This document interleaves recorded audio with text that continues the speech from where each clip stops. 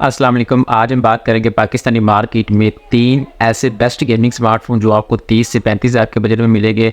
अब ये सारे स्मार्टफोन किट स्मार्टफोन होंगे। बेसिकली किट स्मार्टफोन वो होते हैं जो इंपोर्टेड स्मार्टफोन होते हैं, बाहर से नॉन पीटी आते हैं और हम उनका टैक्स पे करके या फिर पैच वगैरह करके उनको अप्रूव करते हैं। बट यहाँ पर अच्छी बात ये होती है कि किट स्मार्टफोन्स की जो क्वालिटी होती है वो बहुत ज़्यादा अच्छी होती है। पाकिस्तानी मार्केट में आने वाले जो बॉक्स पैक 30 से 35 हज़ार के स्मार्टफोन जो आ रहे हैं उनके बारे में तो आपको पता ही है कि ये IPS डिस्प्ले होती है, डिस्प्ले फिंगरप्रिंट तक नहीं होता, उसके अलावा एवरेज डिस्प्ले भी नहीं होती। साथ ही साथ उसमें एटलीस्ट आपको 90 हर्ट्ज का रिफ्रेश रेट मिल जाता है। ना कोई इतना अच्छा प्रोसेसर होता है, ना कोई इतना अच्छा कैमरा होता है।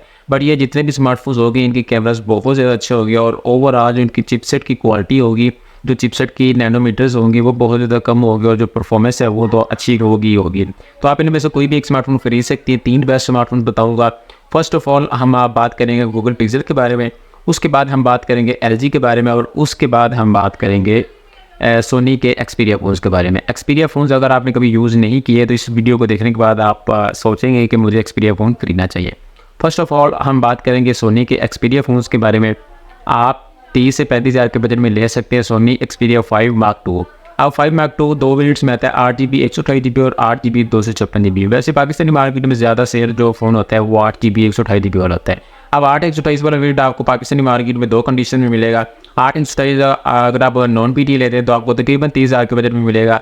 अगर आप ऑफिशियल PTA अप्रूव लेते हैं, ऑफिशियल PTA अप्रूव नहीं होते, ये पैच नहीं होते क्योंकि इनका जो टैक्स होता है वो तकरीबन एटलीस्ट 4000 से 5000 के राउंड होता है। तो आपको 35 हज़ार के राउंड ये ऑफिशियल PTA अप्रूव मिल जाएगा। स्पेसिफिकेशंस की बात करें तो उसमें आपको 8GB RAM 128GB storage UFS 2.2 की स्टोरेज मिलती है और अच्छी बात है। इसके बाद हम जो मेन गेमिंग के लिए एक चीज़ रिक्वायर होती है वो चिपसेट होता है। चिपसेट की बात कर लें तो इस फोन में हमें स्नैपड्रैगन 865 का चिपसेट मिलता है जो बेसिकली 6 नैनोमीटर की टेक्नोलॉजी पर काम करता है और अपनी परफॉर्मेंस के लिहाज से एक द बेस्ट चिपसेट है। अगर यही चिपसेट आप OnePlus 8 Pro की बात करें तो OnePlus 8 Pro में भी आपको यही चिपसेट मिलता है, OnePlus 8 में भी मिलता है और ये वो सारे स्मार्टफोन जो आपको तकरीबन 60 से 75 या 80 हज़ार के बजट में मिलेंगे। बट यहाँ पर आपको स्नैपड्रैगन 865 वाला phone Sony Xperia 5 Mark II तकरीबन 30 से 35 हज़ार के राउंड ऑफिशियल PTA अप्रूव मिलेगा, जबकि अगर आप OnePlus 60 से 70 हज़ार के बजट में लेते हैं वो आपको नॉन PTA मिलेगा। एटलीस्ट आपको अच्छी गेमिंग परफॉर्मेंस देगा। आप चाहे आप PUBG खेल लेते हैं, चाहे फ्री फायर खेलते हैं या फोर्टनाइट या जितनी भी गेम्स होती हैं एंड्रॉयड पर चलती हैं, अब वो सारी गेम आप इस पर सीमलेसली रन कर सकते हैं। बट यहाँ पर आपको थोड़े से कॉन्स भी मिलते हैं इस फ़ोन में। वो ये है कि इस फ़ोन के साथ आपको कूलर यूज़ करना पड़ेगा क्योंकि ये फ़ोन मेटल बॉडी के साथ आते हैं और इनकी जो बैक होती है वो ग्लास की होती है, तो थोड़ा सा लिटिल बिट हीट होते हैं, बहुत ज़्यादा हीट नहीं होते। बट अगर जो हम बात करें सीज़न की तो सामने मतलब आगे सर्दी आ रही है तो इतना ज़्यादा हीटिंग का प्रॉब्लम भी आपको नहीं होगा क्योंकि सर्दी में वैसे ही बड़े फ़ोन इतने ज़्यादा ठंडे हो जाते हैं कि आप उनको पकड़ते हैं तो फ़ोन बहुत ज़्यादा पहले ठंडे हुए पड़े होते हैं। पर सर्दी में ये चीज़ नहीं होती। लेकिन अगर आप गर्मी में यूज़ कर रहे होते हैं तो आपको एक तो इनके साथ एक कूलर रखना पड़ेगा और अगर आप हैवी गेमिंग करते हैं, ज़्यादा देर गेमिंग करते हैं तो आपको एक पावर बैंक की ज़रूरत भी पड़ सकती है क्योंकि बैटरी एटलीस्ट 4 से 5 घंटों का नॉर्मल बैकअप देती है। अगर आप गेमिंग पर खेलते हैं तो आपको 2 घंटों का बैकअप, एटलीस्ट इससे ज़्यादा बैकअप नहीं मिलने वाला। यहाँ पर मुझे सबसे अच्छी बात इस फ़ोन की कैमरा की लगी। इसमें आपको 12 मेगापिक्सल का कैमरा सेंसर मिलता है प्लस 12 मेगापिक्सल का ही टेलीफोटो सेंसर और 12 मेगापिक्सल का एक अल्ट्रा वाइड सेंसर मिल जाता है। 4K 120 फ्रेम पर सेकंड पर रिकॉर्डिंग कर सकता है, वही 4K 120 FPS जो आपको iPhone 15 Pro Max में नहीं मिलती, iPhone 16 Pro Max में मिलती है। मतलब वही सेम कैमरा होगा। और जो सोनी के कैमरे होते हैं, OnePlus में भी सोनी के कैमरे तो लगे होते हैं, सोनी के फ़ोन्स में तो फिर सोनी के कैमरे होते हैं और जो एप्पल के फ़ोन्स होते हैं उनमें भी सोनी के कैमरे लगे होते हैं। और इस वक्त जो न्यू एंड्रॉयड आ रहे हैं टेक्नो, इन्फिनिक्स, ओप्पो, वीवो के, उनमें भी वो सोनी के सेंसर लगा रहे हैं ताकि कैमरास को इनहैंस किया जा सके। और सैमसंग के फ़ोन में भी सोनी के सेंसर आ रहे हैं क्योंकि यार सोनी के सेंसर का रिजल्ट होता है वो काफ़ी ज़्यादा अच्छा होता है। तो आप इस फ़ोन को भी खरीद सकती हैं अंडर 30 to 35,000 के बजट में। उसके बाद अगर हम बात करें गूगल पिक्सल की तो गूगल पिक्सल भी हमें पाकिस्तानी मार्केट में गूगल पिक्सल 4 मिल जाएगा। 2 वेरिएंट्स आते हैं, 6GB 128GB और 6GB 64GB। अब जो बेसिकली मोस्टली जो वेरिएंट सेल होता है पाकिस्तानी मार्केट में वो 6GB 64GB वाला सेल होता है। 6GB 128GB वाला इंपोर्ट ही बहुत ज़्यादा कम लोगों ने किया है क्योंकि प्राइस थोड़ी सी हाई हो जाती है, बहुत ज़्यादा भी नहीं, तकरीबन 4 से 5 हज़ार रुपये का 664 और 6 128 में डिफरेंस होता है। अब ये फ़ोन आपको नॉन PTA की कंडीशन में बहुत ज़्यादा कम मिलेगा क्योंकि ये पैच हो जाता है। आप 500,000 लगा के इसका IM में पंच करके पैच फ़ोन करवा सकते हैं और उसमें सिम यूज़ कर सकते हैं। अगर आप नॉन PTA लेते हैं वो सिम लॉक में आपको मिलेगा, वो तकरीबन 20-22 हज़ार रुपये में आपको पिक्सल 4 मिल जाएगा। बट अगर आप PTA पैच वाले लेते हैं तो आपको 30 से 35 हज़ार के बजट में 6GB 64 मिलेगा और आप 6 128 लेते हैं तो आपको एटलीस्ट 35 से ऊपर बिल्कुल भी नहीं जाएगा। ये फ़ोन 6 128 वाला वेरिएंट आपको 35 हज़ार रुपये में मिल जाएगा। दो चीज़ इस फ़ोन में सबसे अच्छी मुझे लगी वो ये है कि इस फ़ोन की जो डिस्प्ले है वो OLED है, मतलब जो डिस्प्ले की क्वालिटी है वो सैमसंग से भी अच्छी है, आईफोन से भी अच्छी है और सोनी एक्सपीरिया से भी काफ़ी ज़्यादा अच्छी होने वाली है। 90 हर्ट्ज़ का रिफ्रेश रेट है, 1080p मल्टीप्लाई 2400 है जो कि रेजोल्यूशन है। इसके अलावा अगर हम इस फ़ोन के रिफ्रेश रेट की बात करें तो 90 हर्ट्ज़ का रिफ्रेश रेट है और ऑलवेज ऑन डिस्प्ले की सपोर्ट भी मिल जाती है। इस फ़ोन की जो फेस आईडी है वो बहुत ज़्यादा फास्ट है, क्वाइट फास्ट है, मतलब परफॉर्मेंस काफ़ी ज़्यादा अच्छी है इस फ़ोन की जो फेस आईडी है। अब वैसे इस फ़ोन के फिंगरप्रिंट की बात करें तो फिंगरप्रिंट तो इस फ़ोन में नहीं है, ना तो साइड माउंटेड है, ना पे रेयर माउंटेड है और ना ही डिस्प्ले, बल्कि आपको इसमें फेस आईडी मिलती है और जो फेस आईडी की क्वालिटी है वो बहुत ज़्यादा ही नाइस है। मतलब आप रात को भी फेस आईडी यूज़ कर रहे हो तो नो डाउट कि इसकी जो फेस आईडी वो बहुत अच्छी है। चिपसेट की बात करते हैं, मतलब गेमिंग के लिए हमें चिपसेट की ज़रूरत होती है, अच्छे चिपसेट की परफॉर्मेंस चिपसेट की बेस पर ही होती है।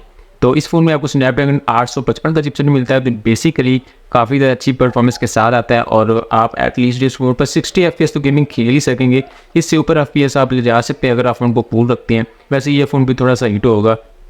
इसमें आपको 2800 mAh की बैटरी मिलती है। इसमें आपको पावर बैंक, एक चीज़ ये है कि पावर बैंक आप इस फ़ोन के साथ लाजमी रख सकते हैं 10,000 mAh का एटलीस्ट। 2000 के राउंड पर आपको ठीक पावर बैंक मिल जाएगा। बहुत अगर आप अच्छा लेना चाहते हो तो आपको 3500 रुपये का मिलेगा बेसिस वगैरह का या फिर इस तरह का सैमसंग वगैरह का। बट इस फ़ोन के साथ पावर बैंक यार लाजमी होता है क्योंकि इसकी बैटरी 2800 mAh है, 21 वाट की फास्ट चार्जिंग सपोर्ट करता है और मतलब ठीक परफॉर्मेंस, आपको अच्छी परफॉर्मेंस देगा। बट जो बैटरी है इसकी वो थोड़ी सी कम है। मैं सिर्फ आपको फ़ोन की तारीफ़ें नहीं करता, प्रोज के साथ साथ आपको छोटे छोटे कॉन्स भी बताता रहता हूँ ताकि अगर आप फ़ोन को लेने बाद में आप ये ना कह दें, आप मुझे आगे अनसब्सक्राइब करके चले जाएँ कि यार आप सिर्फ फ़ायदे बताते हैं, नुकसान नहीं बताते। क्योंकि मुझे इन फ़ोन्स ने या फिर इन कंपनीज़ में पेड पार्टनरशिप नहीं मिली हुई, मैं सिर्फ अपने ओपिनियन आपसे शेयर कर रहा हूँ और मैं नहीं चाहता कि आपके पैसे ज़ाया हो जाए। तो आप गूगल पिक्सल 4 भी ले सकते हैं 30 से 32 हज़ार के बजट में।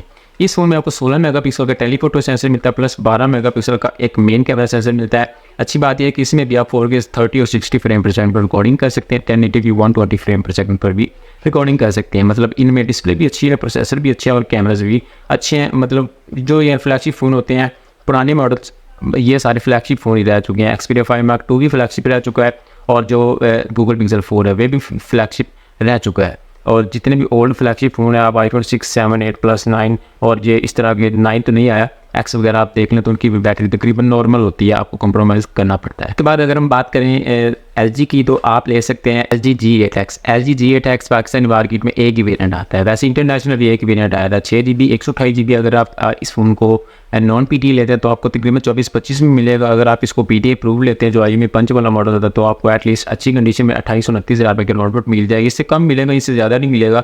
6GB 128GB यूनिवर्सल फ्लैट 2.1 का वेरिएंट, इसमें तो अच्छी परफॉर्मेंस देगा। जो सॉफ्टवेयर की लोडिंग होगी, जो स्टोरेज की लोडिंग होगी वो अच्छी होगी। चिपसेट की तरफ आते हैं तो इसमें भी आपको गूगल पिक्सल 4 वाला स्नैपड्रैगन 855 वाला 7 नैनोमीटर वाला चिपसेट मिलेगा जो एटलीस्ट आपको 60 FPS की गेमिंग तो प्रोवाइड कर ही देगा। मतलब इससे नीचे नहीं आएगा, इससे ऊपर जाएगा। बट यहाँ पर अच्छी बात यह है कि इसमें आपको 4000 mAh की बैटरी मिलती है प्लस आपको इसमें फास्ट चार्जिंग की सपोर्ट भी मिल जाती है। टाइप C की चार्जिंग है तो ऑब्वियसली चार्जिंग फास्ट ही होगी। अगर आप अच्छा जो इंपोर्टेड लाट वाले चार्जर आते हैं जो काफ़ी ज़्यादा हार्ड रोड से भी आपको मिल जाते हैं तो आप वो अगर साथ लगा लेते हैं तो अच्छी परफॉर्मेंस आपको इन फोन्स में मिल जाती है। टाइप C की चार्जिंग है, 4000 mAh की बैटरी है तो एटलीस्ट आपको अगर 2 घंटे का गेम प्ले करते हैं तो आपको पावर बैंक की ज़रूरत नहीं पड़ती, बट जो फ़ोन 20-25% पर आ जाएगा। वैसे आप मीडिया कंज्यूम करते हैं या फिर YouTube, Facebook, social media use कर रहे हैं तो ये फ़ोन और भी अच्छी परफॉर्मेंस देंगे। अच्छी बात यह है कि इस फ़ोन में भी आपको OLED डिस्प्ले मिलती है और जो डिस्प्ले की क्वालिटी है वो बहुत ज़्यादा अच्छी होगी। इसमें आपको इन डिस्प्ले फिंगरप्रिंटिंग मिलता है, आपको रेड फिंगरप्रिंट मिलता है, साइड भी नहीं मिलता। और इस फ़ोन की जो बॉडी है वो मेटल की है प्लस इसकी जो ग्लास है बैक है तो ऑब्वियसली फ़ोन काफ़ी ज़्यादा अच्छा है। जो कैमराज के रेयर पर जो डिज़ाइन है वो काफ़ी ज़्यादा अच्छी है। इस फ़ोन पर भी आप 4K रिकॉर्डिंग कर सकते हैं 60 फ्रेम पर सेकंड पर और 1080p 120 फ्रेम पर सेकंड पर इजीली आप रिकॉर्डिंग कर सकते हैं। तो इस फ़ोन के चिपसेट के साथ साथ इसमें आपको कैमरा भी काफ़ी अच्छा मिलता है। 4000 mAh की बैटरी है, टेलीफोटो सेंसर भी है और 4K पर रिकॉर्डिंग कर सकते हैं। अब एक चीज़ लास्ट पर मैं आपको चैलेंज कर रहा हूँ कि आपने 30,000 के बजट में आने वाला या 35,000 के बजट में आने वाला पाकिस्तानी मार्केट का Tecno, Oppo, Infinix, Samsung, Vivo, कोई भी कंपनी उठा ले, स्पार्क्स, ऐसा फ़ोन मुझे दिखा है जो आपको बॉक्स पर मिलता हो 35,000 के बजट में, वो 4K पर रिकॉर्डिंग कर सकता हो 120 फ्रेम पर सेकंड पर या 60 फ्रेम पर सेकंड पर और 1080p पर रिकॉर्डिंग कर सकता हो 60 फ्रेम पर सेकंड पर। आपको फ़ोन नहीं मिलेगा। अगर कोई बंदा जानता है तो उसको मैं कमेंट सेक्शन में उसने मुझे फ़ोन बताना है, उसको मैं पर्सनली गिफ्ट उस फ़ोन बंदे को दूंगा। तो आपने जल्दी से चैनल को सब्सक्राइब कर देना अगर आपने वीडियो को लास्ट तक देखा तो बहुत ज़्यादा थैंक्स। अस्सलाम वालेकुम।